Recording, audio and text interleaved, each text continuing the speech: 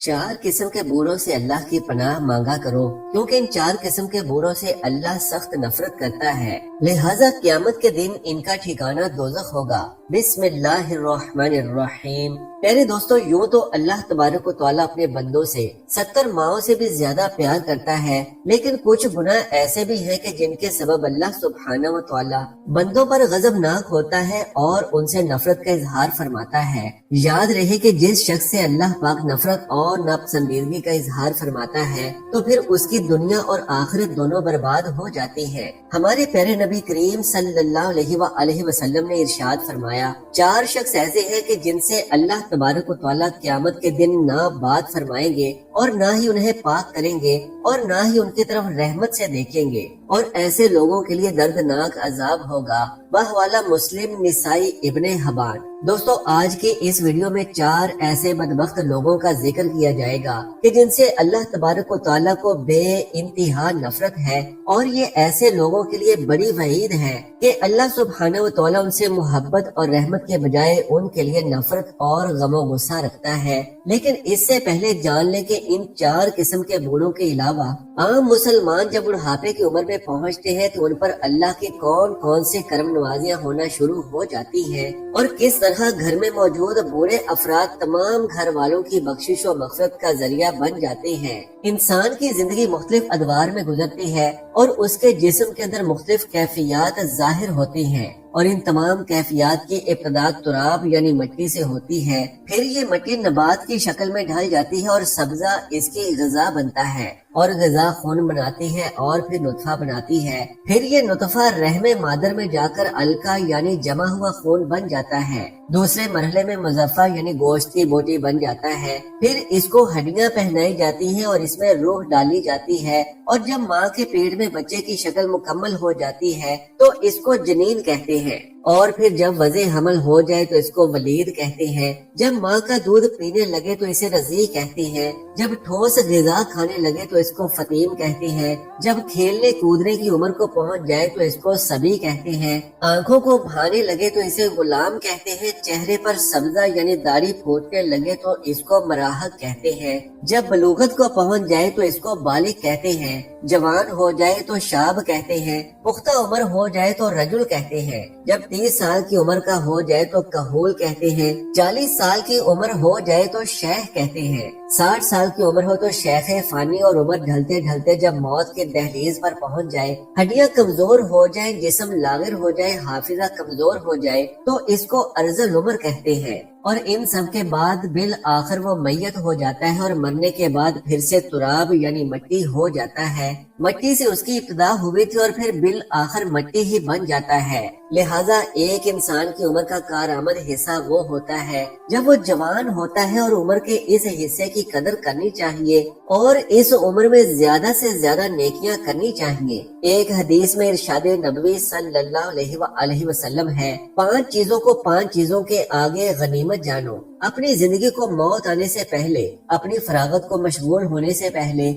अपनी खुशहाली को तंगदस्ती से पहले, अपनी जवानी को अपने बुढ़ापे से पहले, और अपनी सेहत को अपनी बीमारी से पहले। बहवाला अल मुस्तदरिक। हज़रत अनस इब्ने मालिक रज़ी अल्लाह तआला अन्हु से रिवायत है कि रसूल अल्लाह सल्लल्लाहु अलैहि वसल्लम ने फरमाया कि बच्चा जब तक बालिग नहीं होता उसके नेक अमल उसके वालिद या वालिदैन के हिसाब में लिखे जाते हैं, लेकिन जो कोई बच्चा बुरा अमल करे तो ना उसके हिसाब में लिखा जाता है और ना ही वालिदैन के हिसाब में। फिर जब वो बालिग हो जाता है तो कलम उसके लिए जारी हो जाता है, और 2 फरिश्ते उसके साथ रहने वाले हैं, उनको कलम दे दिया जाता है कि इसकी हिफाजत करें और कुव्वत बाहम पहुँचाए। जब हालत इस्लाम में 40 साल तक पहुँच जाता है तो अल्लाह उसको 3 किस्म की बीमारियों जनून, जजाम और बर्स से महफूज कर देते हैं। जब 50 साल की उम्र को पहुँचता है तो अल्लाह ताला उसका हिसाब हल्का कर देते हैं। जब 60 साल को पहुँचता है तो अल्लाह ताला उसको अपनी तरफ से रुजू की तौफीक दे देते हैं। जब 70 साल को पहुँचता है तो सब आसमान वाले उससे मोहब्बत करने लगते हैं, और जब 80 साल को पहुँचता है तो अल्लाह ताला उसकी हसनात को लिखते हैं और सय्यियात को मुआफ फरमा देते हैं। फिर जब 90 साल की उम्र हो जाती है तो अल्लाह ताला उसके सारे अगले पिछले गुनाह मुआफ फरमा देते हैं और उसको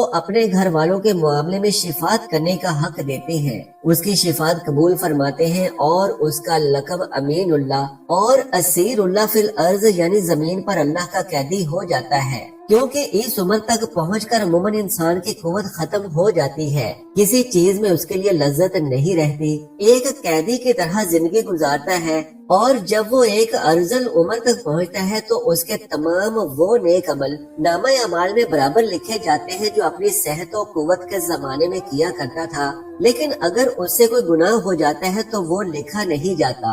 हजरत अबू बकर सिद्दीक रजी अल्लाह तआला अन्हु फरमाते हैं कि एक मर्तबा एक शख्स नबी करीम सल्लल्लाहु अलैहि वसल्लम की खिदमत में हाजिर हुआ और कहने लगा कि ए अल्लाह के रसूल, हम में से कौन सा बंदा बेहतर है? आप सल्लल्लाहु अलैहि वसल्लम ने फरमाया कि जो बंदा बुढ़ापे को पहुंच गया और उसकी नेकियां बहुत ज्यादा है तो वो सबसे बेहतर है। उसने फिर से दरियाफ्त किया कि या रसूल अल्लाह सल्लल्लाहु अलैहि वसल्लम, सबसे बुरा शख्स कौन है? तो आप सल्लल्लाहु अलैहि वसल्लम ने फरमाया कि जो शख्स बुढ़ापे में पहुंचा और उसके गुनाह बहुत ज्यादा हैं। हजरत इब्ने मसूद रजी अल्लाह तआला अन्हु बयान करते हैं, हुजूर सल्लल्लाहु अलैहि वसल्लम ने फरमाया, इब्ने आदम क़यामत के दिन उस वक्त तक अपने रब के सामने से कदम हटा नहीं सकेगा जब तक कि उससे 5 चीजों के बारे में सवाल ना कर लिया जाए। उनमें से चंद ये है कि उसने अपनी उम्र किस चीज में फना की, उसने अपनी जवानी को किन कामों में बोसीदा किया और उसने अपने इल्म के मुताबिक क्या अमल किया। हजरत अनस रजी अल्लाह तआला अन्हु बयान करते हैं कि हुजूर सल्लल्लाहु अलैहि वसल्लम ने फरमाया, अल्लाह ताला जिस शख्स की उम्र इस्लाम में 40 साल तक पहुंचा दे तो अल्लाह ताला उससे कई किस्म की बलाओं को दूर फरमा देता है, जज़ाम, मर्ज और शैतान के गजबनाक करने को। और अल्लाह ताला जिस शख्स की उम्र इस्लाम में 50 साल को पहुंचा दे तो अल्लाह ताला उस पर हिसाब को आसान फरमा देता है। बहवाला मजमअतुज़ ज़वाइद। एक मुसलमान के लिए उम्र का हर एक हिस्सा अल्लाह की नेमत और बेश बहा अता है, लेकिन अर्ज़ल उम्र से पनाह मांगनी चाहिए। अल्लाह ताला ने कुरान पाक में इरशाद फरमाया, और अल्लाह ने तुमको पैदा किया और फिर वही तुमको वफात देगा और तुम में से बाज को अर्जल यानी नकारा उम्र की तरफ लौटा दिया जाता है ताकि अंजाम कार वो हुसूल इल्म के बाद कुछ ना जान सके।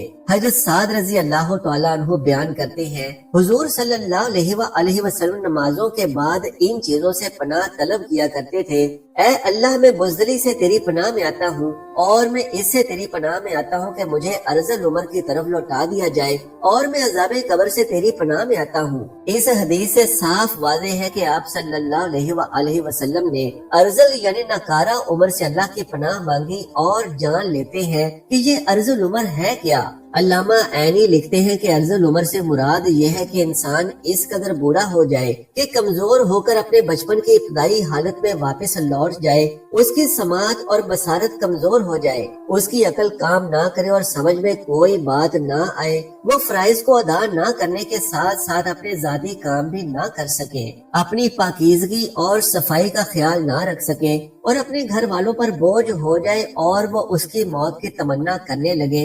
अगर उस शख्स का घर बार ना हो और वो बिल्कुल तन्हा हो तो इससे बड़ी और क्या मुसीबत होगी।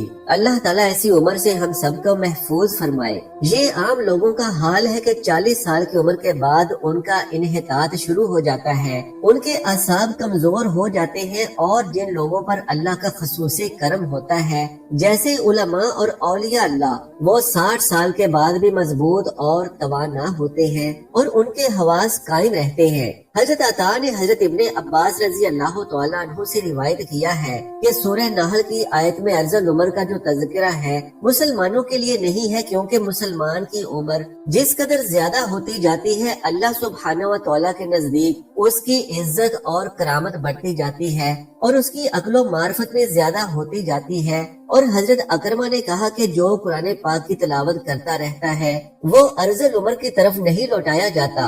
नाज़रीन किराम, एक मर्तबा एक शख्स हजरत अली रजी अल्लाह तआला अन्हु की खिदमत में हाजिर हुआ और उनसे सवाल किया। उसने कहा कि मेरे बाल सफेद होते जाते हैं, इसका क्या मकसद है? हजरत अली रजी अल्लाह तआला अन्हु ने फरमाया कि जब हजरत आदम अलैहिस्सलाम जमीन पर आए और वो बूढ़े होने लगे तो उनके बाल भी सफेद होने लगे, और जब पहली मर्तबा हजरत आदम अलैहिस्सलाम ने अपने बालों को सफेद होते देखा तो अल्लाह सुब्हानहू व तआला से अर्ज की कि ऐ अल्लाह, میرے بال کیوں سفید ہو رہے ہیں؟ تو اللہ تعالیٰ نے فرمایا کہ بالوں کا سفید ہونا بڑھاپے، بزرگی اور تجربات میں فراوانی کی طرف اشارہ ہے، اور انسان کا بوڑھا ہونا انسان کو نفسانی خواہشات سے دور کرتا ہے اور اس بات کو واضح کرتا ہے کہ اس شخص کے پاس زندگی میں تجربات ہیں جن سے مشورہ لے کر آپ اپنے فیصلوں کو بہتر بنا سکتے ہیں۔ اس لیے اللہ تعالیٰ بوڑھوں کے مشورے زیادہ پسند فرماتا ہے، یعنی کہ بوڑھوں کے پاس جو تجربات ہوتے ہیں وہ اچھا مشورہ دیتے ہیں۔ ناظرین کرام، بہت سی کتب حدیث میں پیارے نبی صلی اللہ علیہ وآلہ وسلم کا فرمان علی شان موجود ہے کہ 4 شخص ایسے ہیں کہ جن سے اللہ تبارک و تعالیٰ قیامت کے دن نہ بات فرمائیں گے اور نہ ہی انہیں پاک کریں گے اور نہ ہی ان کی طرف رحمت سے دیکھیں گے، اور ایسے لوگوں کے لیے دردناک عذاب ہوگا۔ نمبر 1، قسمیں اٹھا کر مال فروخت کرنے والا۔ دوستو، جو شخص اپنا مال فروخت کرتے وقت کثرت سے قسمیں اٹھاتا ہے، خواہ وہ سچی ہو یا جھوٹی، اللہ تبارک و تعالیٰ اس سے نفرت کرتا ہے۔ حضرت ابو ہریرہ رضی اللہ تعالیٰ عنہ سے روایت ہے، وہ فرماتے ہیں کہ میں نے رسول اللہ صلی اللہ علیہ وآلہ وسلم کو فرماتے ہوئے سنا، قسم کھانا سامان تجارت کی فروخت کا ذریعہ تو ہے، مگر اس سے برکت ختم ہو جاتی ہے۔ یہ صحیح حدیث متفق علیہ ہے اور یہ الفاظ ابو داؤد کے ہیں۔ نبی صلی اللہ علیہ وآلہ وسلم قسم کھانے کو معمولی سمجھنے اور سامان تجارت کو بیچنے اور کمائی کی خاطر کثرت سے قسم کھانے سے ڈرا رہے ہیں، اس لیے کہ بائیں جب کسی سامان پر جھوٹی قسم کھاتا ہے تو اسے خریدنے والا بائیں کی قسم کھانے کے سبب اسے اپنی قسم میں سچا سمجھتے ہوئے اس سامان کو زائد قیمت میں خرید لیتا ہے، چنانچہ اس کی پاداش میں برکت ختم ہو جاتی ہے، بلکہ ہو سکتا ہے کہ منافع کے ساتھ ساتھ حقیقی قیمت بھی ضائع ہو جائے۔ یقیناً جو کچھ اللہ تعالیٰ کے پاس ہے اسے اس کی نافرمانی کے ذریعے حاصل نہیں کر سکتے۔ بکثرت قسم کھانا اللہ تبارک و تعالیٰ کی تعظیم میں کمی کرتی ہے، جو کہ توحید کے منافی ہے۔ حدیث کی شرح سے یہ بات ثابت ہے کہ انسان کی تقدیر میں جو کچھ لکھا ہوا ہے اسے اس پر راضی برضا رہنا چاہیے اور غیر اسلامی ہیلے بہانے کر کے اور جھوٹی قسمیں کھا کر اپنے مال کو فروخت نہیں کرنا چاہیے۔ جھوٹی قسم کھانا تو ویسے بھی گناہ کبیرہ ہے، لیکن علماء کرام کے نزدیک اس بات کی گنجائش بہرحال موجود ہے کہ کبھی مشکل وقت میں سچی قسم کھانے کی ممانعت نہیں ہے، لیکن بہرحال قسم سچی ہو یا جھوٹی اسے اپنی عادت بنا لینا بھی خلاف شرعی عمل ہے۔ نمبر 2، متکبر فقیر، یعنی ایسا شخص جس کے پاس ہے تو کچھ بھی نہیں، لیکن وہ لوگوں کو بڑھا چڑھا کر بتاتا ہے کہ میرے پاس یہ بھی ہے اور فلاں چیز بھی ہے، یعنی ایک تو فقیر اور کنگال اور دوسروں کا دستے نگر اور محتاج، اور اوپر سے تکبر کر کے اپنی جھوٹی برتری ظاہر کرتا ہے۔ اللہ تبارک و تعالیٰ کو یہ بات ہرگز پسند نہیں ہے۔ اللہ تبارک و تعالیٰ تو کسی مالدار اور غنی شخص کا تکبر کرنا بھی پسند نہیں کرتا، تو پھر فقیر اور محتاج کرے جو ہے بھی کبر اور برتری کے اسباب سے محروم۔ گویا کہ یہ شخص اپنے عمل سے ثابت کر رہا ہے کہ یہ احکام الہی اور خشیت الہی سے بے نیاز ہے، لہٰذا اللہ کے نزدیک ایسے شخص کا تکبر کرنا مالدار آدمی سے زیادہ کبیح ہے۔ نمبر 3، بوڑھا زانی۔ دوستو، یہ تیسرا شخص ہے جس سے اللہ تبارک و تعالیٰ کو نفرت ہے۔ بڑھاپے میں زنا کرنے کا مطلب یہ ہے کہ اس کا مزاج بہت بگڑا ہوا ہے اور اس کا دل اللہ کے خوف سے بالکل خالی ہے۔ اہل علم نے لکھا ہے کہ زنا کے محرکات عموماً شباب، حرارت غریزہ، قلت معرفت، غلبہ شہوت، ضعف عقل اور کم عمری ہیں، اور یہ تمام اسباب و محرکات بڑھاپے میں ختم ہو جاتے ہیں۔ جوانی کی ایک طویل عمر گزرنے کے بعد متعدد تجربات کے حصول سے انسان کی عقل کامل ہو جاتی ہے، لہٰذا اس میں جماع کے اسباب اور عورتوں کی شہوت کم پڑ جاتی ہے۔ اب اس کی بچی کچی شہوت کو پورا کرنے کے لیے اس کے پاس حلال ذریعہ یعنی اس کی بیوی موجود ہوتی ہے، لہٰذا اب اگر وہ زنا کرتا ہے تو اس کا مطلب صرف یہی ہے کہ وہ ہٹ دھرم ہے اور اس کے اندر خشیت الہی نام کی کوئی چیز نہیں۔ مسلم شریف کی ایک اور حدیث میں ہے، حضرت ابو ہریرہ رضی اللہ تعالیٰ عنہ کہتے ہیں کہ رسول اللہ صلی اللہ علیہ وآلہ وسلم نے فرمایا، 3 شخص ہیں جن سے اللہ تعالیٰ قیامت کے دن کلام نہیں کرے گا، یعنی یا تو رضا و خوشنودی کا کلام نہیں کرے گا یا مطلب کوئی کلام نہیں کرے گا اور نہ ان کی تعریف و ستائش کرے گا۔ اور ایک روایت میں یہ الفاظ بھی ہیں کہ اور نہ ان کی طرف دیکھے گا اور ان کے لیے دردناک عذاب ہوگا۔ ایک تو زناکار بوڑھا، دوسرا جھوٹا بادشاہ اور تیسرا تکبر کرنے والا مفلس۔ نمبر 4 ظالم حکمران۔ پیارے دوستو، یہ چوتھا ایسا شخص ہے کہ جس سے اللہ تبارک و تعالیٰ کو نفرت ہے۔ اللہ پاک نے اسے حکومت دی اور زمین پر اختیارات دیے تاکہ یہ اللہ کی زمین پر اس کے بندوں کے درمیان عدل و انصاف کرے، مگر اس کا معاملہ برعکس رہا۔ اس نے اپنے اختیارات کا ناجائز فائدہ اٹھایا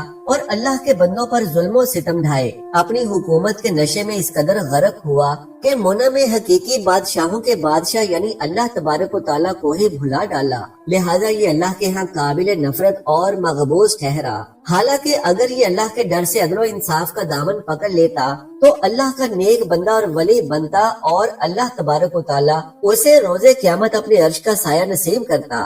رسول اللہ صلی اللہ علیہ وآلہ وسلم نے ارشاد فرمایا، انسان کی تقدیر میں اس کا حصہ زنا لکھ دیا گیا ہے جس کو وہ ہر حال میں انجام دے گا۔ تو آنکھوں کا زنا دیکھنا ہے، کانوں کا زنا سننا ہے، زبان کا زنا بات کرنا، ہاتھ کا زنا پکڑنا اور چھونا، اور پاؤں کا زنا بدکاری کی جانب جانا ہے، جبکہ دل کا زنا خواہش اور تمنا ہے، اور شرمگاہ ان باتوں کو سچ کرتی ہے یا پھر جھوٹ۔ بحوالہ مسلم۔ پیارے دوستو، مذکورہ بالا حدیث کی روشنی میں محدثین کرام نے زنا کی 2 اقسام بیان کی ہیں۔ زنا کی پہلی قسم جو بیان کی گئی ہے وہ ہے فعلی زنا، یعنی اجنبی مرد کا اجنبی عورت سے جنسی عمل کرنا فعلی زنا کہلاتا ہے، اور اس کی چند ایک مزید صورتیں ہیں، یعنی شادی شدہ اور غیر شادی شدہ کا زنا، اپنے محارم سے زنا، اجنبیہ سے زنا، بوڑھے آدمی کا زنا، زنا بالجبر یعنی زبردستی کا زنا۔ لہٰذا ان صورتوں میں زنا کرنے والا شخص مرد و عورت اگر شادی شدہ ہو تو اپنے اقرار یا گواہان شرعی کے ثبوت سے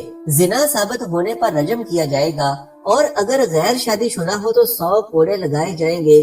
زنا کی دوسری قسم ہے مجازی زنا، اور جان لیجئے کہ یہ فعلاً یعنی عملاً تو زنا نہیں ہے، لیکن زنا فعلی کی ابتدائی سیڑھی ہے، اور علماء کرام زنا مجازی کی 5 اقسام بیان کرتے ہیں۔ ان میں سے پہلی قسم زنا العین ہے، اور اس کا مطلب ہے کہ نامحرم مرد کا نامحرم عورت کی جانب شہوت کی نظر سے دیکھنا، اور نامحرم عورت کا نامحرم مرد کی جانب شہوت کی نظر سے دیکھنا۔ اس کو آنکھوں کا زنا بھی کہا جاتا ہے۔ زنا مجازی کی دوسری قسم زنا الاذن والسماع ہے، یعنی نامحرم مرد کا نامحرم عورت کی بات شہوت سے سننا اور نامحرم عورت کا نامحرم مرد کی بات شہوت سے سننا زنا الاذن والسماع کہلاتا ہے، اور اسے کانوں کا زنا بھی کہا جاتا ہے۔ مجازی زنا کی تیسری قسم زنا اللسان ہے، یعنی نامحرم مرد کا نامحرم عورت کے ساتھ شہوت والی اور غلط بات کرنا، اور اسی طرح نامحرم عورت کا نامحرم مرد کے ساتھ شہوت والی اور غلط بات کرنا، اور اس مجازی زنا کی قسم کو زبان کا زنا بھی کہا جاتا ہے۔ مجازی زنا کی چوتھی قسم زنا الارکان ہے، یعنی نامحرم مرد کا نامحرم عورت کو شہوت سے چھونا اور نامحرم عورت کا نامحرم مرد کو شہوت سے چھونا، اور یہ ہاتھ پاؤں کا زنا بھی کہلاتا ہے۔ جبکہ مجازی زنا کی 5ویں قسم زنا الکفر بالقلب ہے، یعنی نامحرم مرد کا دل و دماغ میں نامحرم عورت کے بارے میں غلط خیال لانا، اور اسی طرح نامحرم عورت کا دل و دماغ میں نامحرم مرد کے بارے میں غلط خیال لانا، اور اسے دل و دماغ کا زنا بھی کہا جاتا ہے۔ پیارے دوستو، جان لیجئے کہ آج کے سوشل میڈیا کے دور میں مجازی زنا بہت عام ہو چکا ہے، جس سے بچنے کی ضرورت ہے۔ یاد رہے کہ مجازی زنا کی صورت میں انسان گناہ گار ہوتا ہے، اور اس گناہ کا کفارہ صرف توبہ و استغفار ہے۔ اللہ تبارک و تعالیٰ سے دعا ہے کہ ایسے تمام گناہوں سے محفوظ فرمائے جو اللہ تبارک و تعالیٰ کی ناراضگی اور غضب کا سبب ہے، اور نیکی کی بات کو سننے، سمجھنے اور اس پر عمل کرنے کی طاقت و توفیق مرحمت فرمائے۔ آمین یا رب العالمین۔ درخواست ہے کہ نیچے کومنٹ باکس میں اللہ کا ایک خوبصورت نام ضرور تحریر فرما دیں۔ جزاک اللہ خیرن کثیرا۔ اللہ ہم سب کا حامی و ناصر ہو۔